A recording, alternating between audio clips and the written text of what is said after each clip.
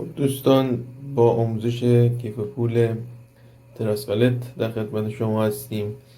کیف پول تراس والت رو از سایت رسمیش باید دانلود بکنید.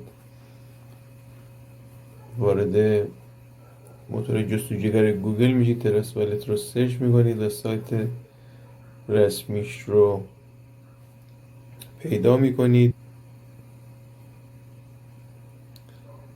واردش میشید و یا از این پایین دانلود تراس والت اپ رو میتونید انتخاب بکنید.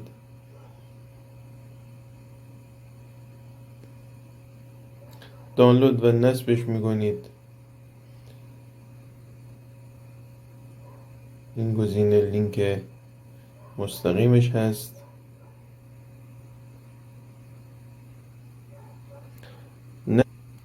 نصب میکنید و وارد محیط تراس والت میشیم. خب اگر از قبل که کسانی که اکانت دارن 12 کلمه امنیتی رو وارد میکنن، با گزینه دوم و واردش میشن. برای کسانی که میخوان تازه کیف پول رو راه اندازی کنن و بسازن، گزینه اول رو میزنیم. اینجا میگه که دوست داری در گوگل درایو بکاپ بگیری یا نه، به صورت دستی میگیریم و به صورت دستی رو انتخاب میکنیم. 3 تا تیک رو میزنیم. ادامه. 12 کلمه امنیتی رو در اینجا نشون داده رو یادداشت میکنیم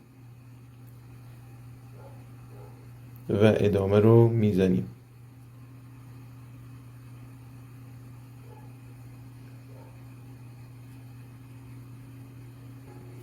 خب باید کلمه های امنیتی رو به ترتیب وارد بکنیم. خب کیف پول ما ساخته شد. خب در اینجا گزینه های سند و ریسیو و بای و سواب هست. تقریبا همه گزینه‌هاش مثل کیف پول متاماسک هست. از قسمت اد توکنز میتونید توکن مورد نظر خودتون رو با اون شبکه‌ای که میخواید نقل و انتقال انجام بدید رو اضافه بکنید.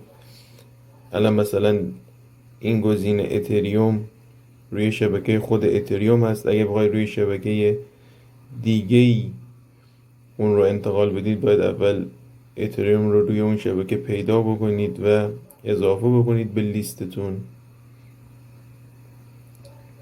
به اضافه رو میزنید. اینجا میتونید به صورت دستی وارد بکنید ارزی رو.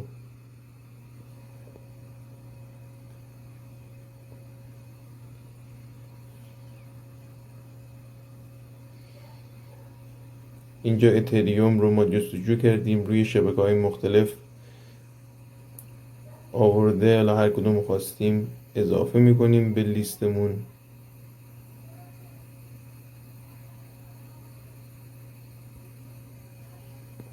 که اینجا اضافه میشه.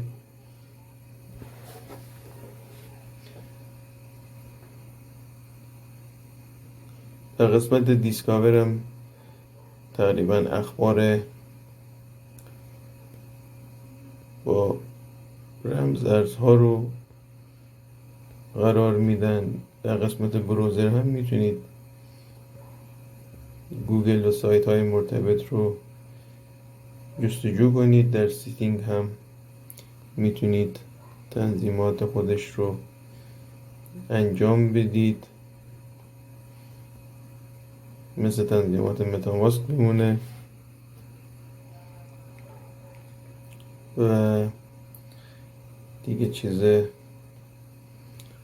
خاصی نداره. تقریبا کار کرده همه کیف پول های ارز دیجیتال مشابه هم هستن.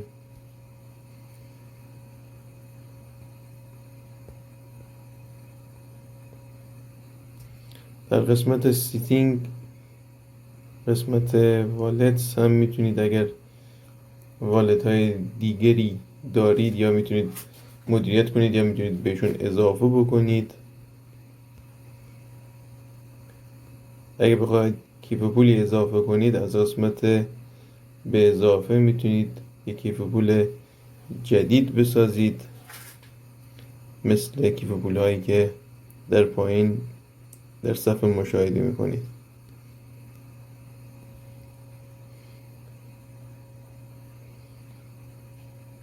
در قسمت NFT هم که میتونید NFT هایی که موجود هست رو ببینید و مدیریتشون بکنید. در قسمت توکنز هم که توکن های شما هستش و همین.